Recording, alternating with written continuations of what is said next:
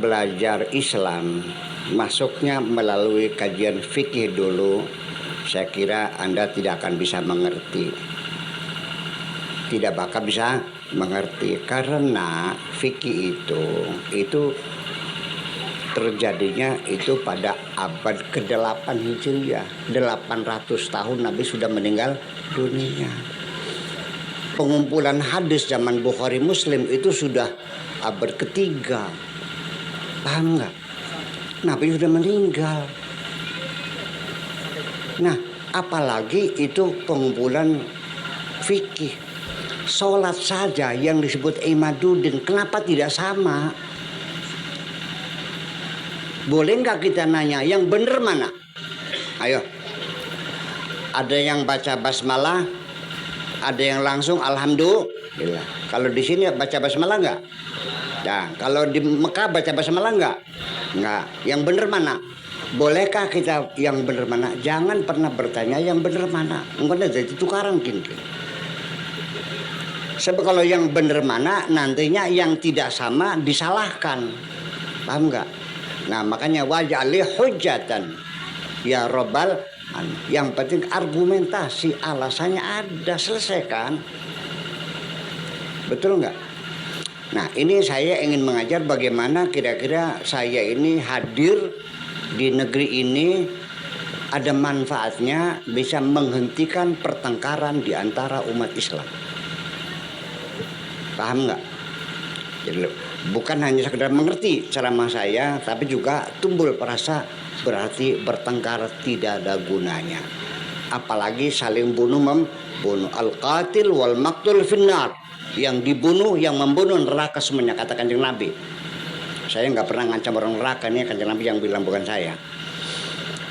Ya, juga nggak masuk akal ada orang gara-gara torekot pada berantem. Gara-gara syariat, gimana lagi? Yuk kita berbeda. Hikmahnya apa? Kanjeng Nabi tidak membuat penyeragaman, tidak ada latihan bersama. Sholat ini jangan kayak paskibra. Kalau paskibra mah latihan, betul nggak? Maju jalan, gerak. Yang lambatnya, yang bengkok dilurusin. Hormat, gerak. Ini mesti di atas alis. Boleh nggak di sini? Nggak boleh. Ini begini caranya. Nyong Nabi itu tidak mengajari kita takbirnya begini, jempolnya di atas telinga, lalu sedakapnya di atas dada. Tidak. Sallu kama ra'aitumuni usalli. Apa Nabi teledor? Tidak. Nabi tidak teledor. Memang sengaja tidak diberikan standar yang permanen, tidak ada penyeragaman. Kenapa? Dikhawatirkan kalau diseragamkan nanti ada orang yang tidak bisa sholat. Ayo, enak nggak? Enak nggak? Dikasih enak nggak mau, gimana sih? Malah sekarang nggak bikin masjidnya masing-masing lagi. Mestinya distempel masjidnya, distempel. Ini yang ada tahlilnya, ini ada kunutnya, ini yang ada usolinya, gimana lagi? Itu hanya sama aja, ya kan gitu. Udah, silahkan. Kita berorganisasi, ikut A, ikut B, nggak usah sedih. Saya nggak mau nyebut nama ya, nanti tersinggung lagi. Perut medsos ya, jelas. A, B, C, D, mangga silakan. Orang mana silakan. Ya, saya hormati semuanya. Apalagi sama-sama umat Islam. Kepada orang yang agamanya lain, baik agama Hindu, Buddha, Kristen, Katolik, saya tidak pernah membenci dan saya tidak pernah menyalahkan, saya tidak pernah mengkafirkan. Semuanya tidak ada yang saya benci. Semuanya saya hormati. Setuju nggak? Apalagi mereka yang tidak pernah menjahati saya.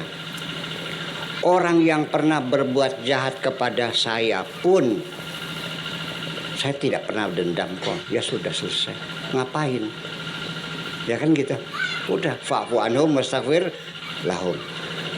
Saya maafkan, ya Allah, ampunilah mereka karena aku sudah memaafkan. Kenapa? Karena saya ingin hidup nyaman. Saya ingin bahagia. Setiap saya punya dendam kepada siapapun, saya nggak bisa tidur. Ketika saya marah, tidur saya nggak lelap. Percaya nggak? Kepala saya berdenyut-denyut. Jantung saya berdebar-debar. Apa ini semuanya? Aku ingin bahagia. Buang semua dendam dan kebencian dari diri kita. Setuju nggak? Kalau bapak-bapak, ibu-ibu ya mau memelihara silahkan dipelihara. Tuh yang susah sendiri kok. Betul nggak? Jangan beranggapan orang kurang ajar. Kalau dimaafkannya nanti menjahati lagi harus dibalas. Kalau kita punya dendam, setiap kejahatan dibalas dengan kejahatan lagi, kapan kita bisa bikin perdamaian di dunia ini? Sudah selesai.